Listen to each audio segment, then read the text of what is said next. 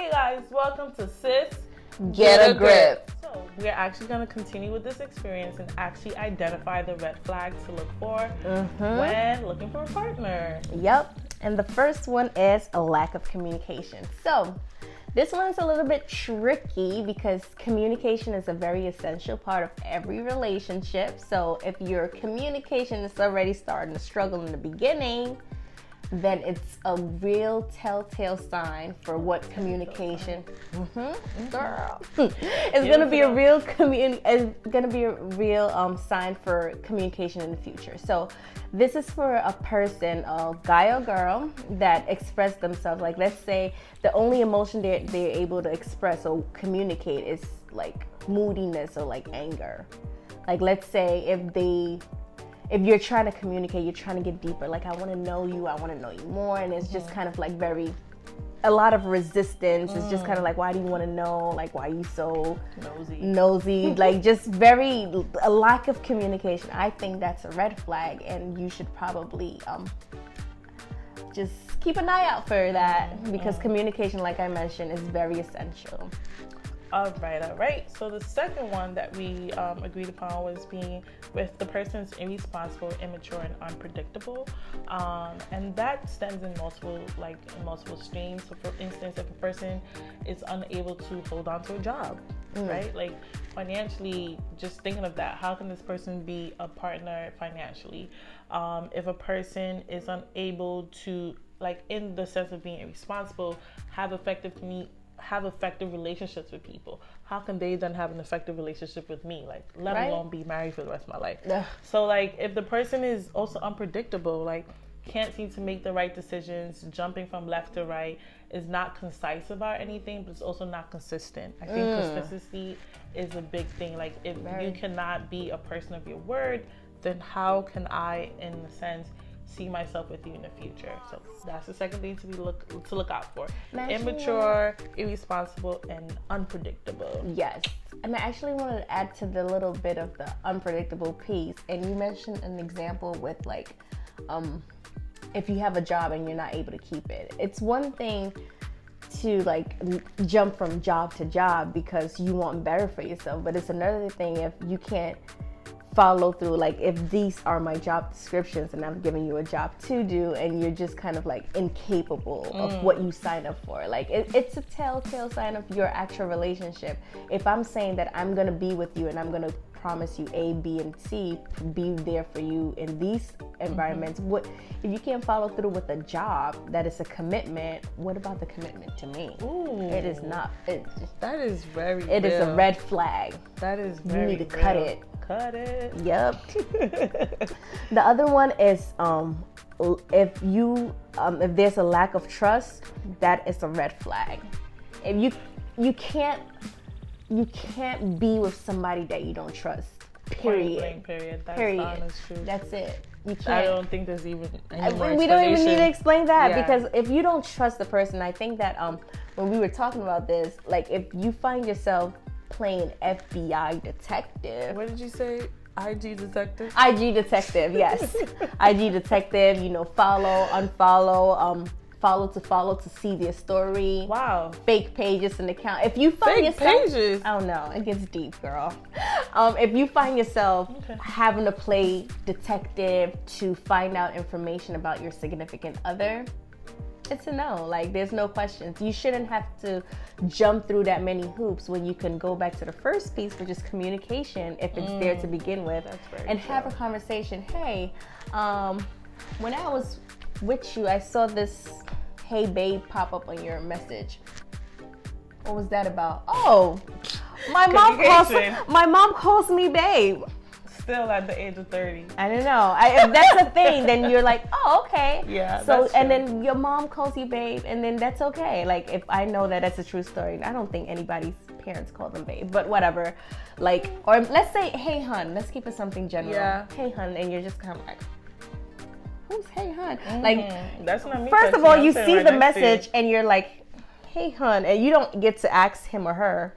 And you go home and you're like, hun, it was from the first letter words were. I sound like I've done this before. I did.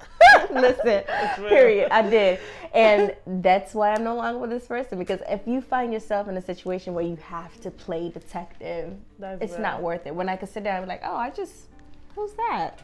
And if it's not a mind your business, why you on my phone, why you on my business, because if we gonna be together forever, it's not your business. It's our business. It's our Who's phone. texting us, babe? Who's texting us? Who's calling us? Oh, it's this. Who's texting us? That's late. it. We going to sleep. So if you find yourself where you don't feel like you trust this person and you have to just do the most to find out the truth, or that's a red flag. Just don't do it. Don't put yourself in that situation. No, don't do it. The next one, which I actually hold near and dear to my heart, is if your family and or friends do not approve of this person. I have this thing of how I measured my husband. Like, he has to be cool with my brother, because my brother is usually like the cool, level-headed person in our family. So shocking, right? He's pretty cool. So if he approves of you, then it kind of gives everyone the comfort to approve of you. But also, like, my 3 friends from high school, Naida, Karen, Ashley, like, loved him. So we say this to say, like, if your friends or family do not approve of the person, I also think that's a red flag, because these people have been around you longer than you've been around this individual. So if they see something that they think it's not good for you, but you don't see it, because I think Stace mentioned this in the previous experience, that love is so engulfing. Yes. Engulfing? Yes. Engulfing. Right? True. So like, it captures you. So sometimes you become blinded by it. Yeah. And you begin to, for lack of better words, lower your standards unconsciously. Yeah. Because you're not doing it on purpose. You're just like, oh, like, I will do anything for love. But I won't do that. And sometimes you end up doing that which you think you wouldn't do. So like, you begin to wiggle a little bit. So to add to that, if everybody around you this narrative is all the same, like, this person is saying that, there's saying crazy going on with your girl or your man, like, this ain't don't sit right. And it's not just anybody. These are people around you that you trust. Yeah. So like, if the mailman thought something about who I'm with, forget the mailman. That's a bit different though, because if the mailman saw something when you were home,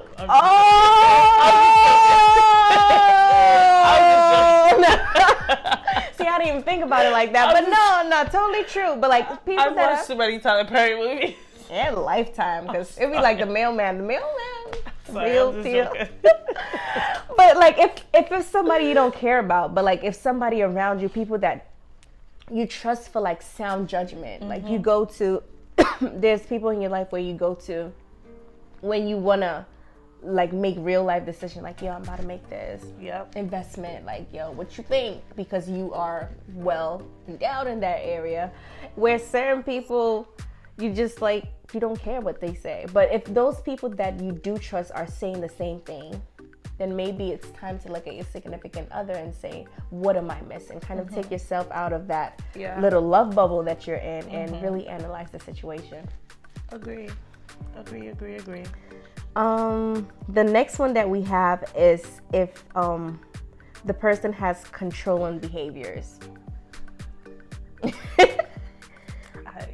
Okay, so controlling will be like, you're like overly jealous, overly protective, overly, like, you can't be yourself. Let's put it like that. Simply put, like, let's say you were this fun, outgoing person, and that's not even true, because I think that when I met my husband, I had a different kind of fun as a single person, and then like, married fun is so much better than single fun, in my opinion. I don't want to throw that, but there's some pros and cons. There's some freedom in some, but I've always loved to do things together, so I like married fun. But if, like, let's say you were like this outgoing person and all of a sudden you're in a relationship, you can't really quite go out, you can't really quite dress how you want to, you can't really quite, I'm trying to think, or like, they make you and I say this with hesitation because I've kind of thrown this on the table before, and not with the mindset of being controlling, but just because I needed an answer. But if they make you choose between people, I also think that's like a red flag, and that falls under the category of controlling. Like, oh, it's either you're coming with me or you're going with your friends. Like, nope, I should have that's not even an option. It shouldn't have to be an option. Or if they begin to make you feel lesser than yourself. That's important. I also think that's like a controlling thing. And I've seen that, luckily by God's grace, I have not experienced those things, but I've seen people go through that where, and obviously female, like not obviously, I've had female friends who I've witnessed their male partners not physically abuse them, but I would say there's a mental form of abuse, and that falls under controlling. So it's very indirect in a sense. Yeah, it's like, I'm doing this because I love you. No, I'm doing this because you just want to have like that much say in my life.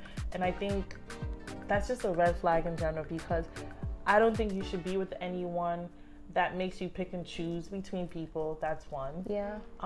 And I say that with the understanding that I've done it, but not in the context of like, you gotta be with me, and that. No, it's more like, I need an answer and I need to move on with my life. Of course. But anyone that makes you pick and choose between someone who does the mental games, who keeps you away from other people. Yeah. I think all of that falls under being controlled. Yeah. And I don't know, I'm just a liberated female. Yeah, and I think you should always be able to be yourself. If you find yourself in a situation where it's just the person that you used to be, you're not able to be that person, like there should be some change in you if your relationship is nurturing, I think, because we are not perfect. We're aspiring to be like good.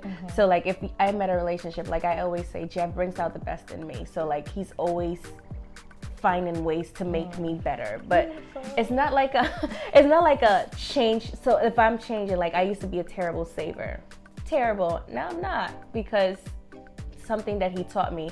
So I'm a little bit more stingy now. It's a change in my I like that. You're money conscious. I'm frugal. I'm a little bit more frugal now, and I didn't used to be frugal. I used to spend. So like, Hit me both. In that situation, it's not that there's this change in my behavior. I went from being able to spend anyhow. Like for that, it's a different.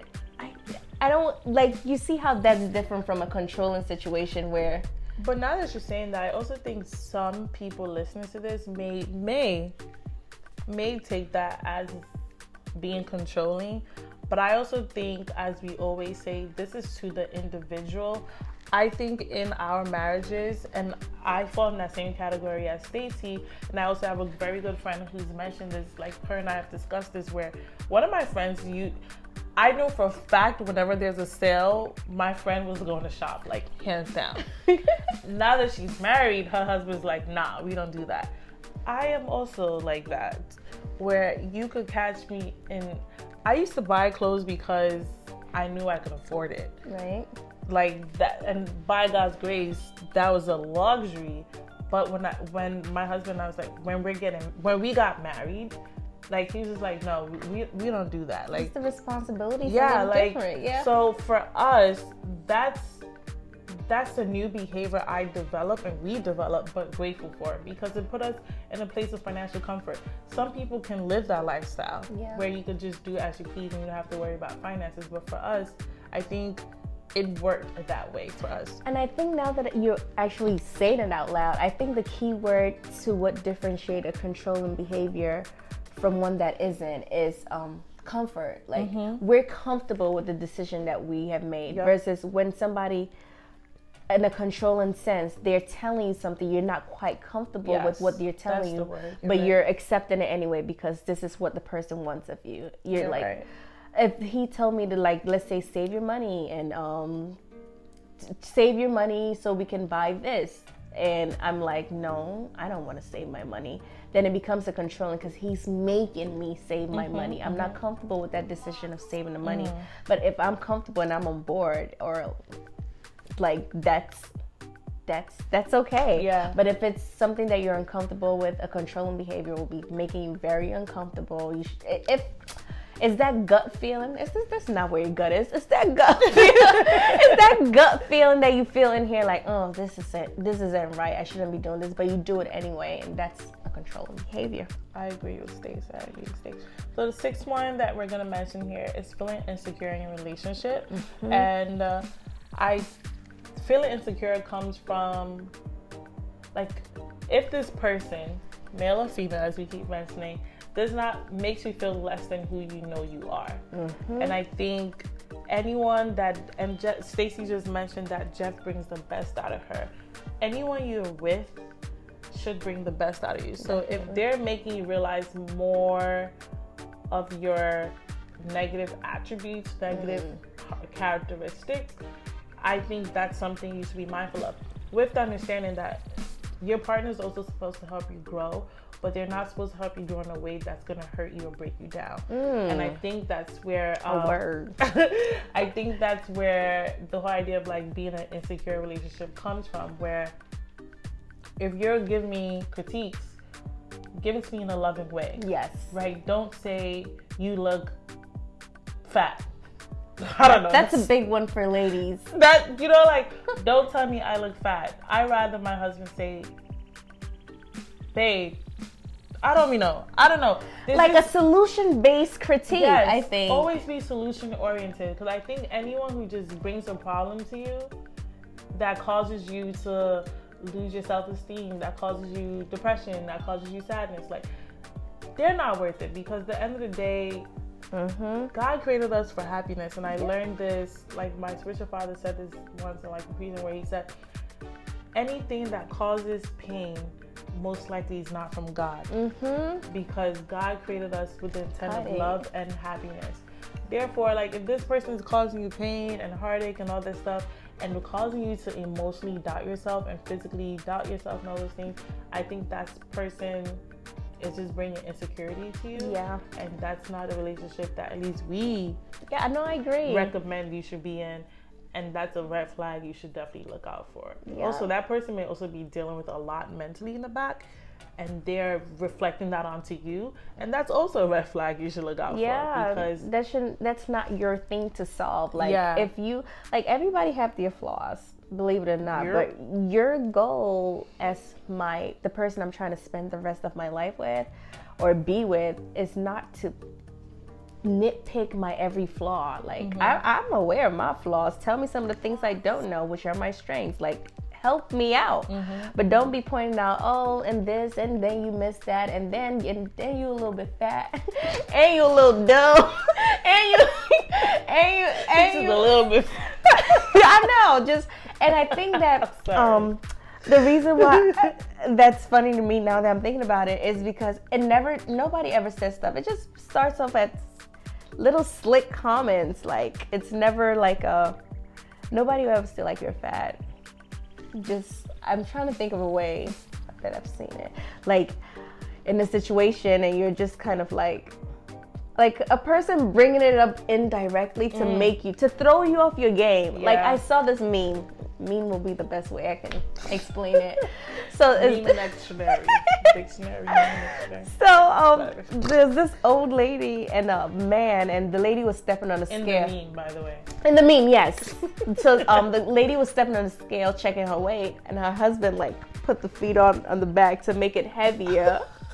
So she's looking at it kind of surprised, like, whoa, this is a lot. The husband got the extra weight on it, trying to keep her humble, because she needs to know that she ain't making no progress. Because, it's still messed up. It was such a funny meme. And I think that people had reposted it. It was like, this is how you keep her humble. But if you love me and you know that's going to take a toll on my self-esteem and you do that, like, that's true. That's not cool. That is not cool. I'm going to send you the meme if I find it. Oh my goodness. But no relationship should leave you feeling insecure. In fact, if you're in a relationship with somebody that truly loves you, they should make you feel like you're the best thing walking out here since sliced bread. Okay? I love bread. She does. I don't know what your obsession with carbs is. She has a giant bowl of pasta sitting here that she's gonna devour after we finish with this. I do have an addiction to carbs. Yeah, that's girl. So bad. Girl, do you, boo? Yeah.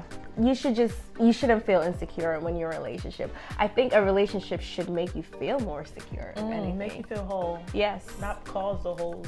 Whoa! I see what you did there. I like it. Holes. Hey, I like it. Okay. And as always, don't forget to like, comment, and subscribe. And don't forget to tune in to Sis Get a Grip.